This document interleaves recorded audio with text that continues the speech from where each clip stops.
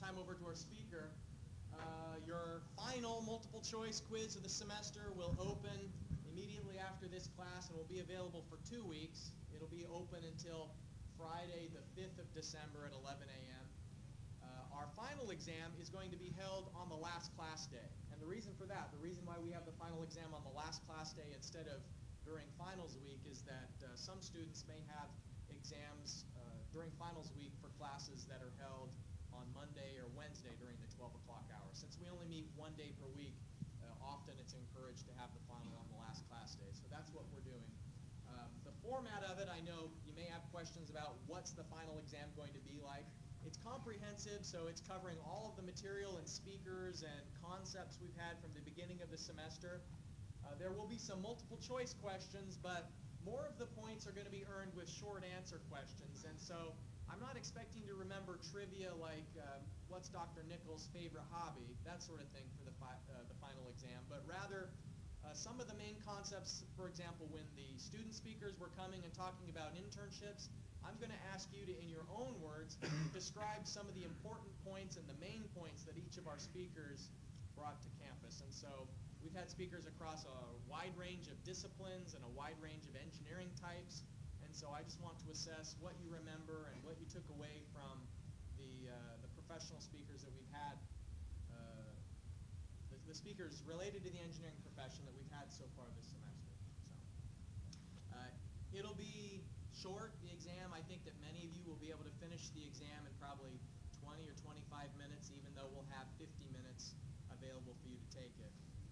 And I'll make the reminder that on our class website is many of the recordings. If you really are a stickler for cramming for exams and you want to watch all the presentations that have been recorded from now, you can go back and flip through those. Some of the presentation slides are posted on the website as well.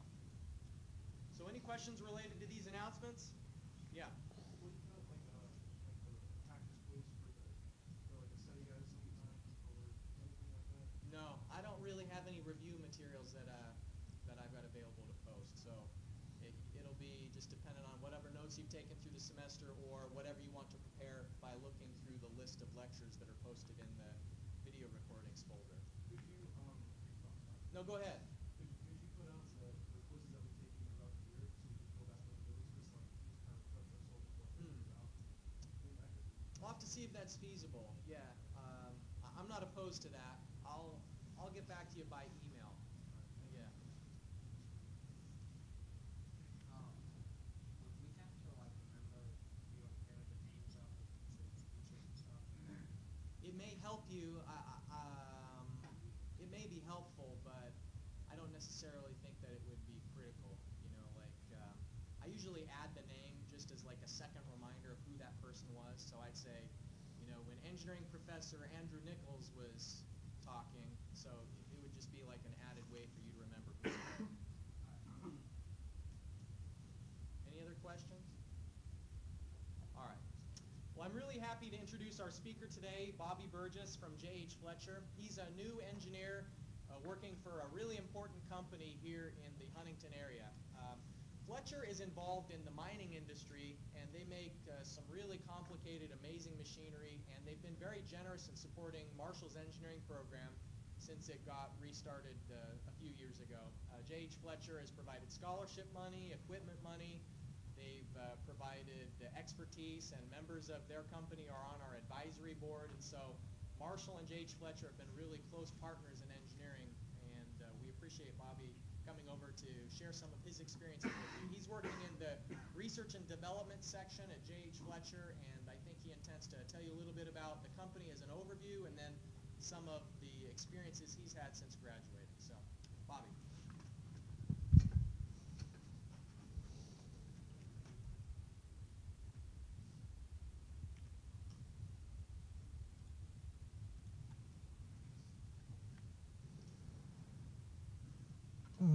All right, like you said, my name's Bobby Burgess. I work for J.H. Fletcher and Company. Just out of curiosity, how many of you have heard of them? Anyone? Okay, actually quite a few. Yeah, we actually work over our plant. We have 2 plants. One's over in Altizer, and then we have another one in Wurtland, Kentucky. And kind of what we do, we're a We're an OEM, original equipment manufacturer for the mining industries. So we do most of the support vehicles in mining. So you have the machines that go in and they mine the coal or the limestone, salt, whatever. And then after you mine it, you have to be able to support the roof. And a lot of times the machines that we build are designed at accomplishing this task. So here are just a couple of pictures of the machines we build. And we build a wide range of machines because no matter, the mines throughout the world are completely different. So it's rare that you will have two mines that are exactly the same, which means that oftentimes two of our machines are not the same. So almost everything we do is custom built to customer specifications. And over here on the left side of the screen, that's what is called a mobile roof support. So actually, whenever they mine coal, they mine it in strips, and then they come in and they do cross cuts. And they do that for so long, and then eventually they want to, so that leaves little square blocks that actually holds up the roof.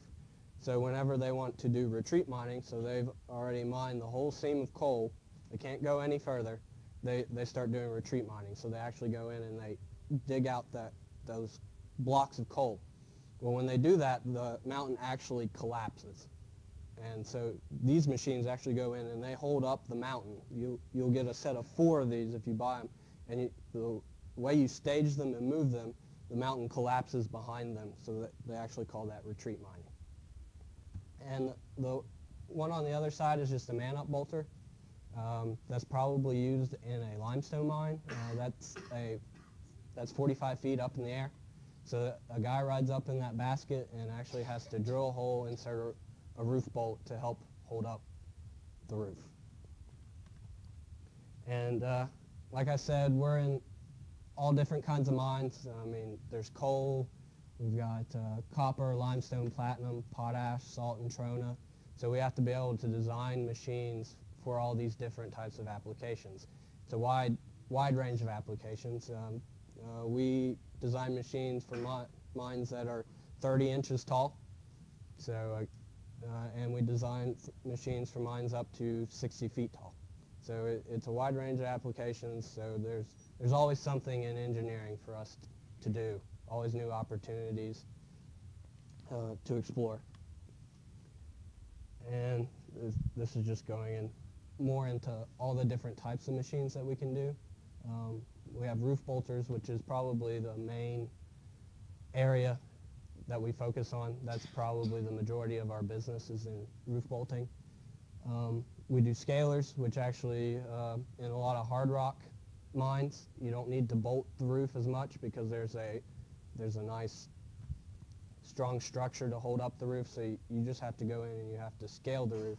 So it actually is, it's a machine that looks like it's got a giant ice pick on it, and it'll go and it'll scrape off all the loose rock on top, and then you get to a hard, flat roof.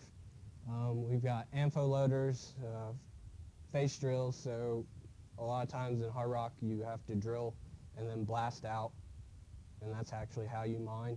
So the face drill will go in and it'll drill a bolt pattern, and then they load this AMFO in it, and they explode the AMFO, and based on the drilling pattern it actually causes the material to collapse in and blow out, and then you go in and you remove the material, and then you start the process all over again. We've got beam handlers, can stackers, horizontal long hole drills, and with the horizontal long hole drills, they're actually pretty unique machines in that we can drill a horizontal hole and be able to drive where the hole goes up to a mile.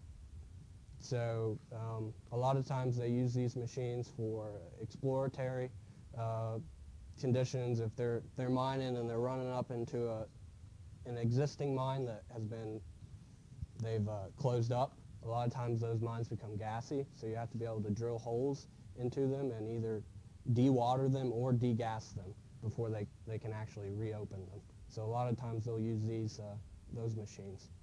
And then I talked about the mobile roof supports, and then we have just diesel tow machines to. And we're actually a very prominent company in the mining industry. In the domestic roof bolting market, we actually own 90% of the market. So there isn't a whole lot of competition out there for us. Most of this comes from coal. That's probably 50–60% of our company is with coal. Right now the coal market is down, so we've been trying to expand into other areas, looking a lot more at hard rock, doing stuff with limestone and all that, all those other types of mines. It's been a little slow for us, but we're making headway, and whenever you're trying to get into new markets, there's always new engineering opportunities. You always got to come up with new designs, and I mean, so there's always engineering work to be done, whether it's just packaging a machine currently that we have that maybe fit in an application better, or doing a whole new machine to meet the customer-specific application. There's just all kinds of different things that we have to do. And this machine actually is what we call an AARD. It's an automated roof drill. So one of those first pictures I showed had the boom. The man actually went up with the boom and did all the drilling, installing the bolts by hand with a drill located on the end of the boom. With this machine, it actually the man is back on the chassis, so he doesn't have to be up there in the roof. He can be in a protected cab where it's safer, easier to operate. You can do a lot of noise reduction, a lot of dust reduction. You don't expose the operator to a lot of the hazards. So actually, there are, I don't know if you can see, but there are actually 2 drills on there. One of them is a dedicated drill steel. So they'll go up and they'll drill the hole in the roof first, and then they'll bring that back down, and there'll be a bolt in the other one. So that bolt indexes over, and they shove the bolt into the hole. And then there's a carousel of bolts up there, kind of like a large gun, essentially. So the carousel will rotate around and load the next bolt into the hole. So you relocate your boom and drill another hole. That's pretty much how that one works. And these are just a bunch of the different types of machines we do, and I mean, this doesn't even cover 10% of the different types of machines we can do, but you can just see from this picture how different they all are. The one on the top there has 4 drills on one machine, so a lot of your coal mines do a 4-bolt pattern, so essentially some mines feel that if you can drill all 4 holes at once, you'll be more productive, and a lot of times in these mines it's all about productivity. This machine down here on the bottom is actually only 4.5 feet wide. So a lot of times as engineers in underground applications, we're really constrained by space. There's not a lot of space under there. The more space you have, they only mine the ore that's there. So they're not going to take more than what's there. So you have to fit your machine to their size requirements so that they can be productive and make money. That on the bottom right is the long hole drill, so that is actually the one that can drill up to 1 mile horizontally. And that one on the top right is a beam setter, so they take that big steel beam up to the roof and fixture it bolted onto the roof, and that's just a handling machine to make it easier on the guys to be able to install that beam. Just kind of talk about some of the responsibilities as an engineer at Fletcher that you can have. The main thing is to design machines to meet customer specifications. So a lot of times it starts with the salesman going to a customer, and they develop a production order, and they say, this is what we want. We have a mine that is 10 feet tall, 20 feet wide. We need you to be able to bolt 4 holes at this spacing. And a lot of these mines, they're not, they vary in height, so you have to be able to lift your boom, and so you have to do all that. And so a lot of times with that, we do hydraulic cylinder sizing. So you have a certain load that your drill creates, so you got to go through your statics to back out to see what your force on your cylinders will be. So that's a big part of what we do. And there's also a motion analysis required with that. So they have a pattern that they have to meet. So you go in and you park the machine, and now you have to be able to reach all of those holes with your boom. So there's a lot of that. There's a lot of CAD layout, doing that type of machine, layout. We do a lot of stress analysis of critical structures. Our booms, canopies, TRSs. TRS is a temporary roof support. So it's a beam that goes up to the roof to hold it up while you're bolting. So the guy is actually always under supported roof. One of the most dangerous situations you can get in mining is when you go out under unsupported roof. So all this stuff is certified by PEs. So we use finite element.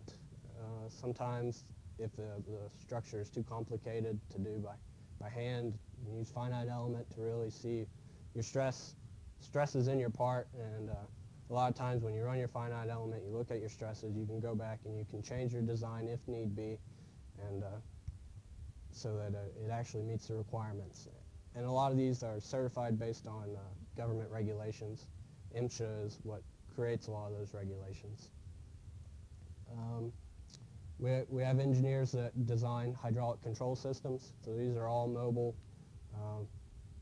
equipment. Every hydraulic cylinder on there is a control, essentially. So a lot of our machines can have up to 30 controls on them. So that's a whole system in and of itself that an engineer is required to design and design effectively. Most of our machines are electric machines. A lot of the hard rocks are diesel electric. So a lot of these actually have a trailing cable out of the back. So you have a certain amount of horsepower on your machines that you can require, and so there's a lot of just a lot of a system analysis in the hydraulics. Yeah. You said that you also diesel machinery, right? Yeah. How do you deal with emissions in closed space like that? It's not so much common in coal mines. It's common a lot more in the metal, non-metal. Diesel particulate is a big issue, but a lot of times in our metal, non-metal machines, they are in enclosed cabs, so they have HEPA filters on all the cabs and stuff, and there's also, all mines require ventilation. So the mine itself is responsible with moving air through the mine. And that's a lot of times when you see your explosions in coal mines is because they had a ventilation issue.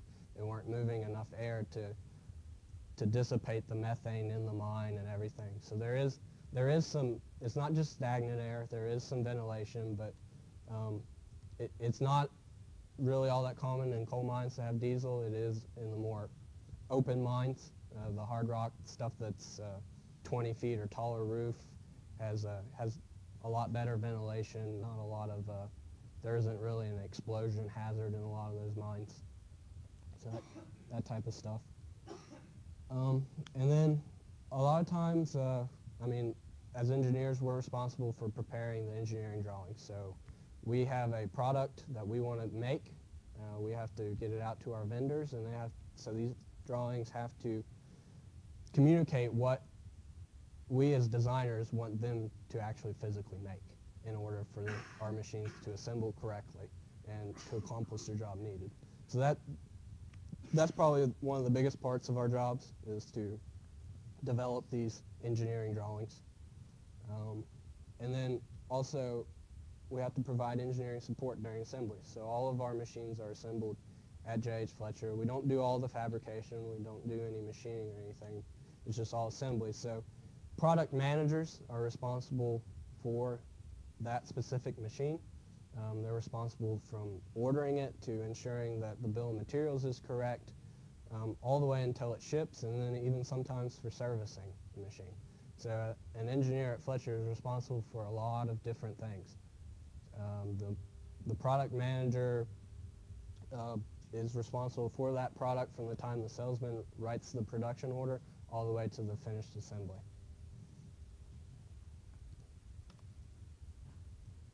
Now I'm going to kind of talk about the projects that I've worked on since working at Fletcher. My major one that I've worked on for the last year is a tram drive design. This is a tram drive for a crawler system. So you see on an excavator the crawler tracks. So I was responsible with designing a new one for Fletcher machines. The current ones we had were failing on a regular basis for machines weighing over 65,000 pounds. We had machines at this point weighing up to 100,000 pounds. So from that, we developed a project. We decided that our old tram drives, they had just reached their capacity. There was just so much we could do with them. We couldn't make the materials better anymore. We couldn't repackage them slightly to just increase the life of them. So it was time to actually go in and design a new tram box. And that's kind of what I've been doing for the last year, that and some other smaller projects. But so this project was given to me. The requirements also were pretty much given to me. So these requirements are kind of where the starting point of the design starts.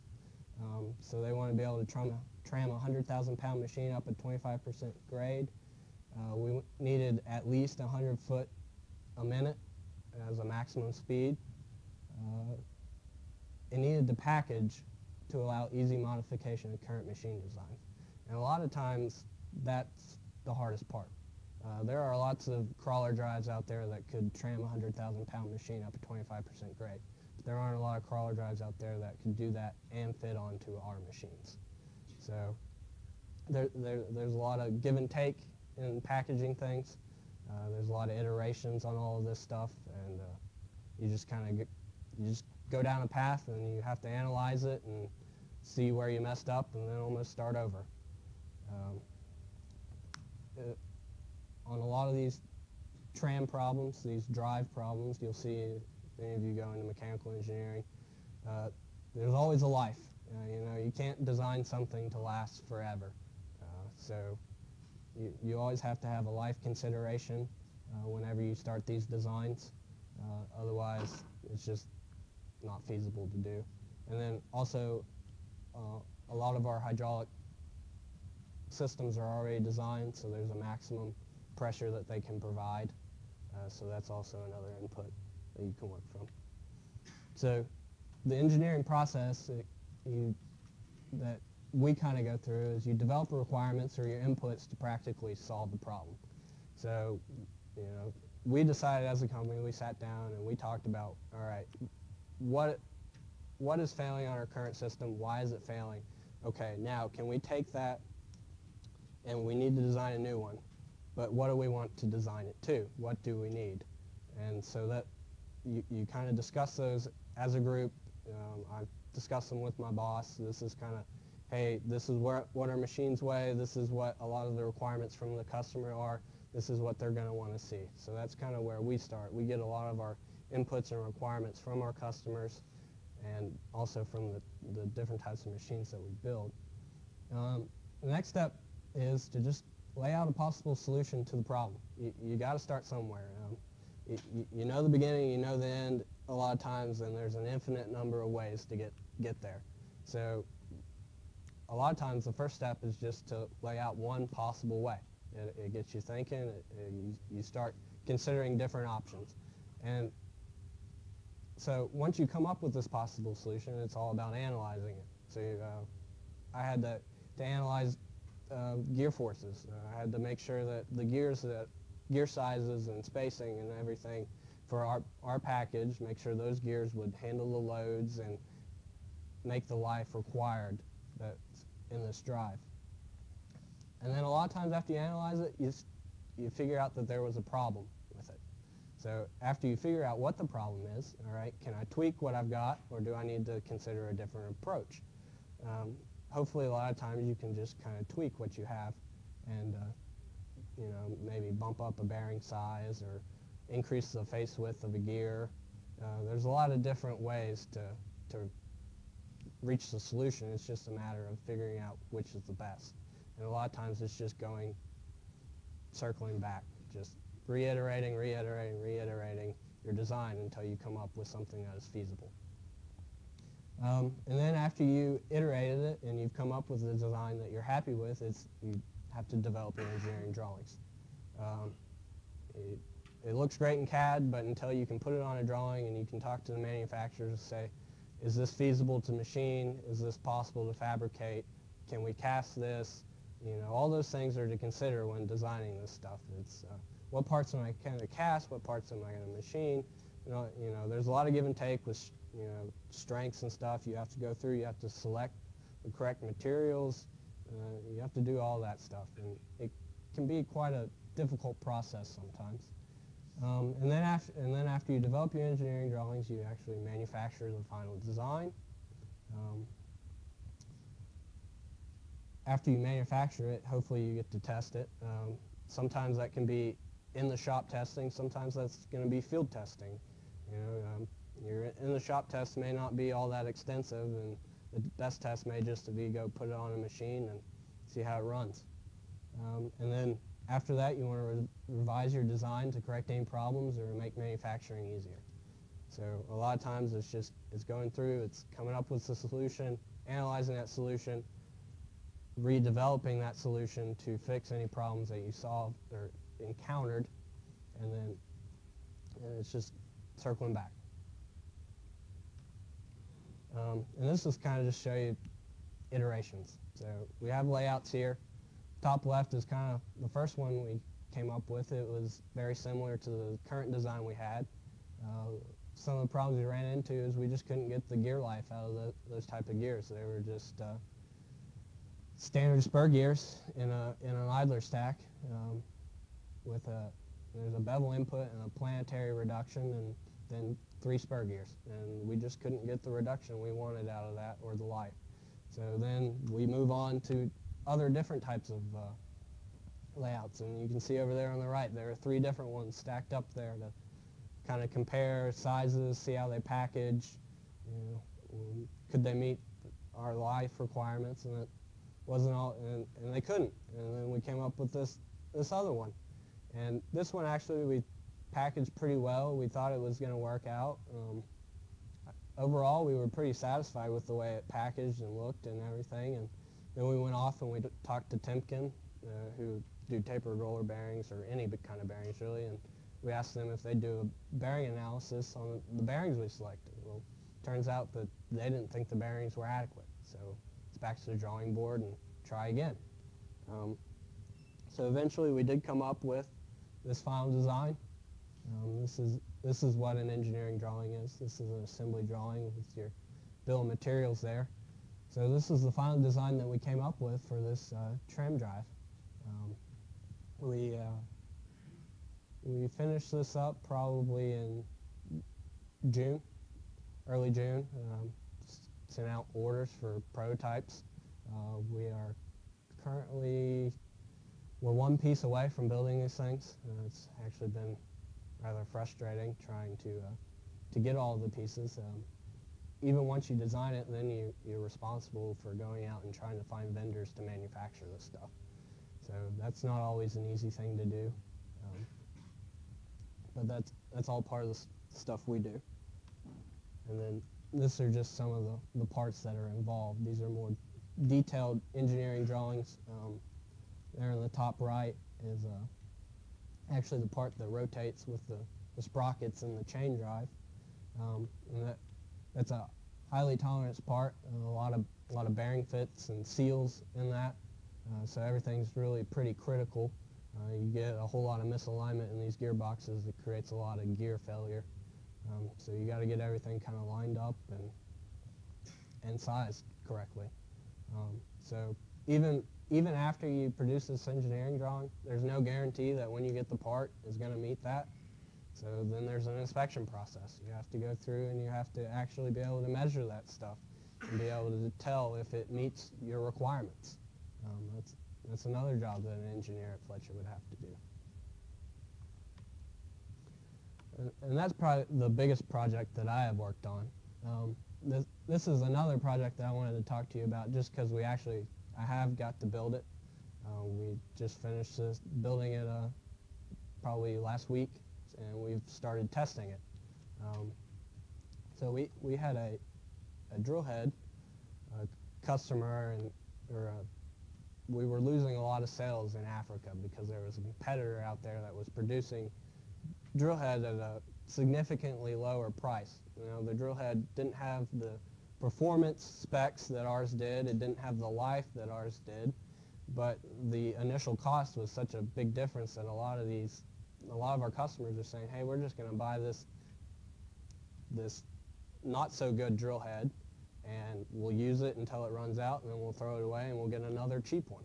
And they said a lot of times they feel like that was cheaper than buying our better one that would last longer, but then it'd be such a large upfront cost that they couldn't afford it. So I was tasked with coming up with a new drill head that is closer in price to our competitors, but still outperform their drill head. Because at the end of the day, you've got to,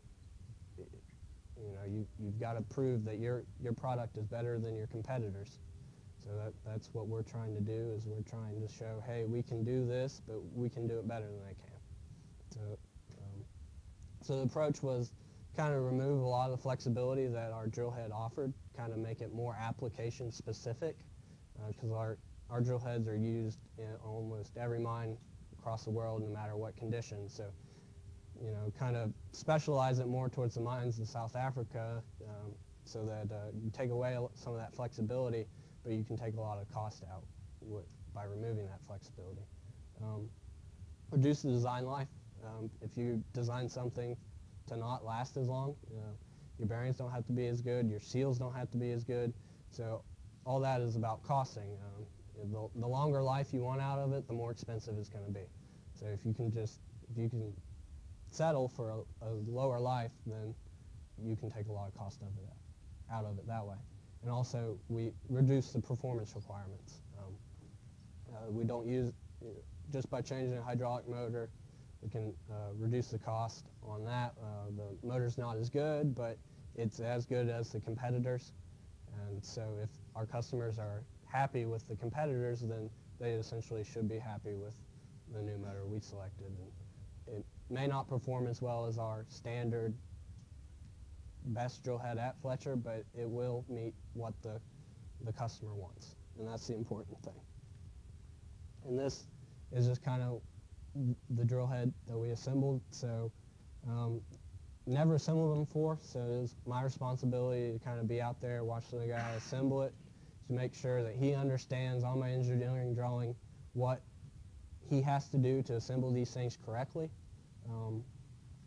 and also to get pictures so that I could develop an assembly procedure, so that if our customers do want to rebuild these things, we can send them this assembly procedure and they can rebuild it to meet our specifications.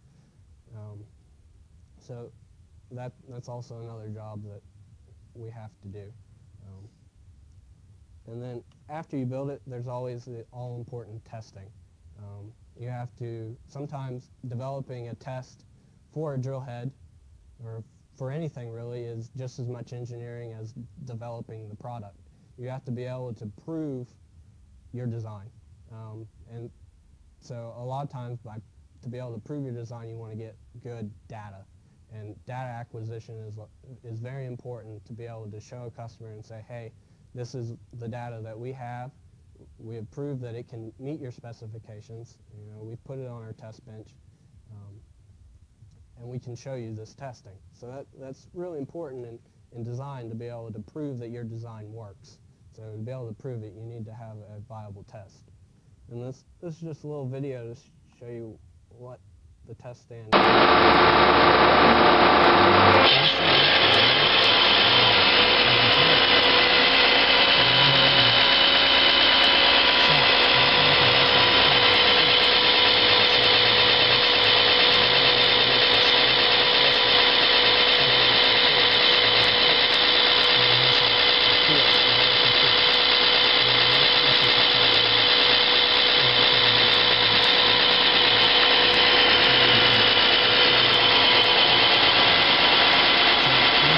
this test stand, we can vary that torque, and we can vary the force that is pushing on the drill still. So this is actually a hydraulic cylinder there, so we can vary the pressure that goes into that with pressure transducers, and we have a whole controller that can record that pressure. It's a feedback system, so whenever it records that pressure, we've set a value that we want that pressure to go to.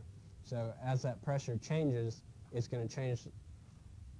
As the pressure in the transducer changes, it will go back and it will actually adjust the pressure in the hydraulic cylinder to meet what we are demanding.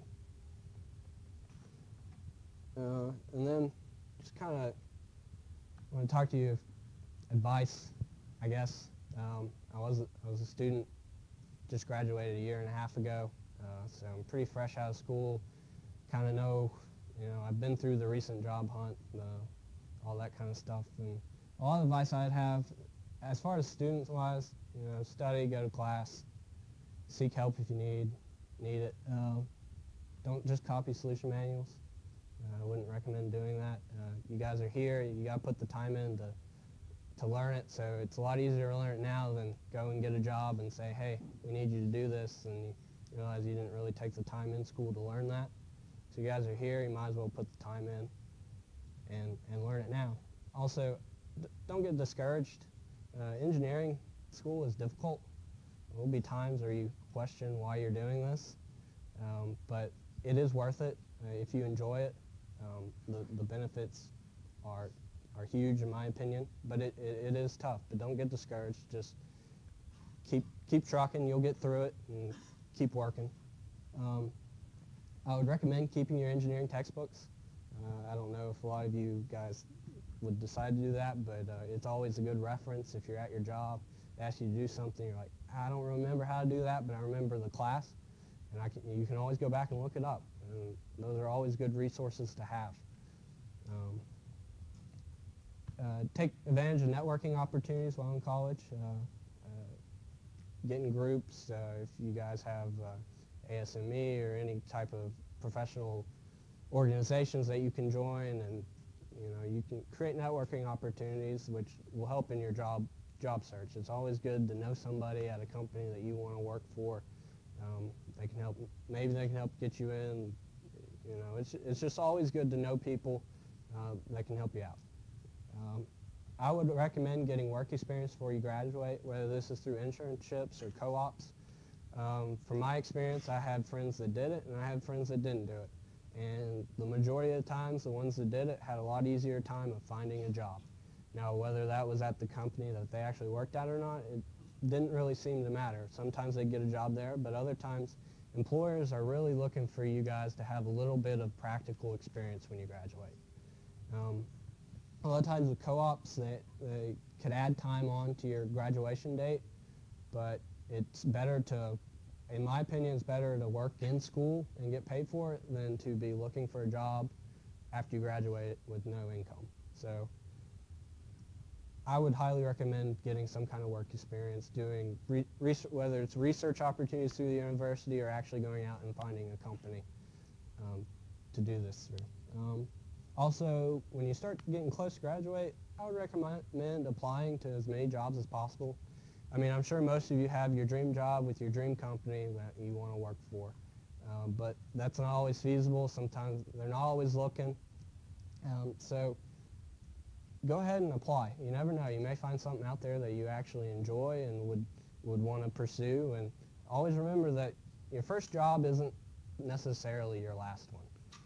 You can always switch and change. It's just important to kind of get your career started, and then you can readjust later if need be.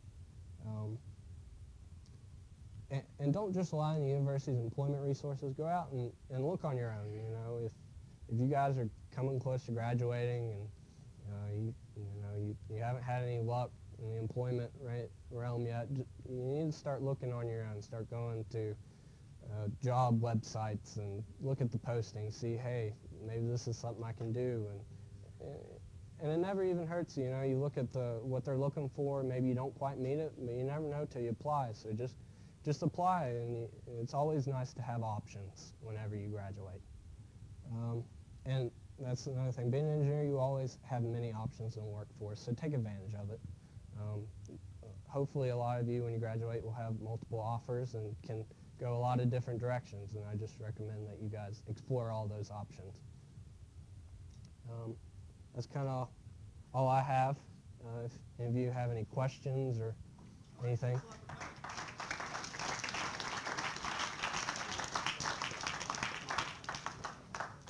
Okay, I'll see you in 2 weeks for the final exam. If you'd like to stick around and ask any questions, I'm sure Bobby will be willing to stay for a few minutes. So have a great day. Thanks. Let me just stop the recorder. Okay.